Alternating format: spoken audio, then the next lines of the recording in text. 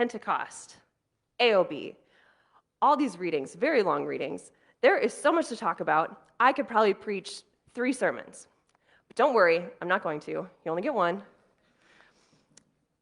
We could talk about the birthday of the church today as the disciples are filled with the Holy Spirit and become not disciples but apostles, no longer followers but those who are sent out.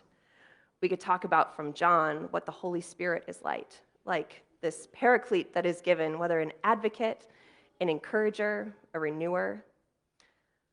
And I know it sounds so great on this first Pentecost in 2 years to hear, and they were all gathered together. And here we are again. This Pentecost, though, there's one part that stuck with me, as Peter quotes from the prophet Joel. In the last days it will be, God declares, that I will pour my spirit upon all flesh. But then Joel goes on, and I will show portents in the heavens above and signs on the earth below, blood and fire and smoky mist. The sun shall be turned to darkness, the moon to blood, before the coming of the Lord's great and glorious day. Which was not what I was expecting. Last days, end of the world, not a great topic for AOB Sunday. But these last days stuck with me.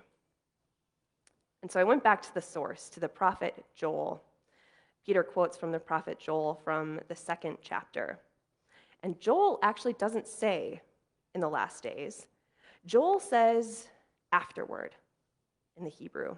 He has been talking about how there has been so much trouble for the Israelites, how there has been famine, how there has been war, how they have been taken over by their neighbors, how they live in fear, how they have gone to worship other gods.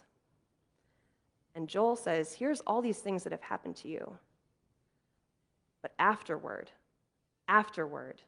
you will see the Spirit being poured out upon all flesh, and then your children will see visions.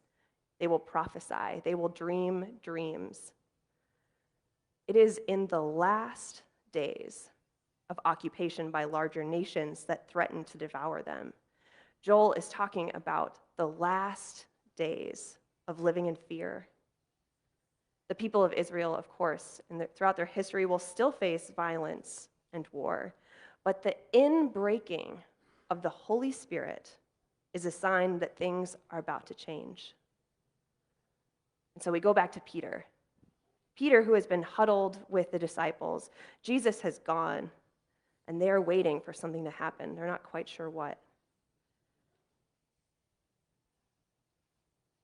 Jesus has gone up to heaven. He has ascended, and they're huddled again. And then the Holy Spirit shows up with that rush of wind and tongues as a flame, and those become the last days of living in fear, of staying out of the way, of being quiet, as the Holy Spirit is bestowed upon many people of various nations and backgrounds. Those become the last days of some being in and some being out. As we hear how Christian communities form, they become the last days of income inequality as they live in common. And on that Pentecost day, later in Acts, we hear that Peter's preaching adds 3,000 people to their number because of the Holy Spirit. These become the last days of the followers of Jesus being a very fringe movement. As we look through the Bible and our own history, it seems like the Holy Spirit just loves to usher in some last days. In the beginning, the Spirit hovered over the waters, and those became the last days of darkness and nothingness. In Numbers, it says the Spirit was in Joshua, so Moses appointed him to be a leader, and those were the last days of wandering in the wilderness, the last days of being without a home. In our reading from Romans, we hear the Spirit has been given, and those are the last days of a spirit of slavery, the last days of not belonging before they are adopted.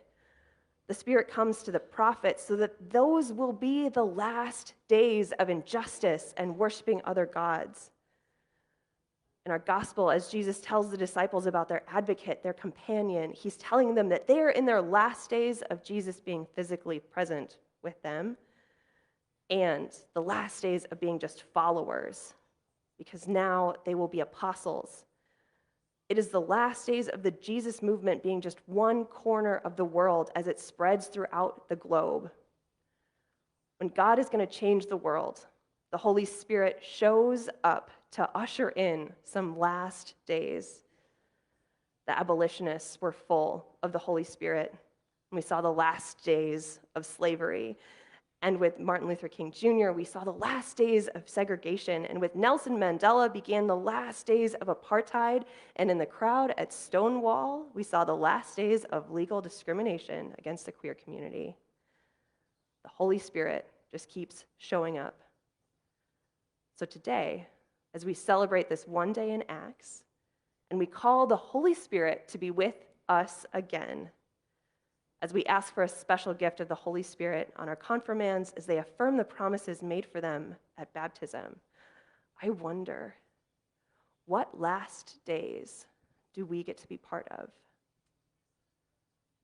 As we ask for the Holy Spirit to be bestowed on Eric, Chloe, Ryan, Grace, Emily, what last days will you be a part of? For sure, these are the last days of AOB classes. They're the last days of you being adolescents in the congregation before you become voting members. But what things will you bring an end to? How will the Holy Spirit dwelling in your life change this world? Because the most beautiful thing about the last days is that they are followed by the first days. The first days of peace, first days of justice, first days of equity, first days of renewal, first days of hope, first days of the new reign of God coming on earth as in heaven. In the last days, it will be, God declares, that I will pour out my Spirit upon all flesh. Thanks be to God.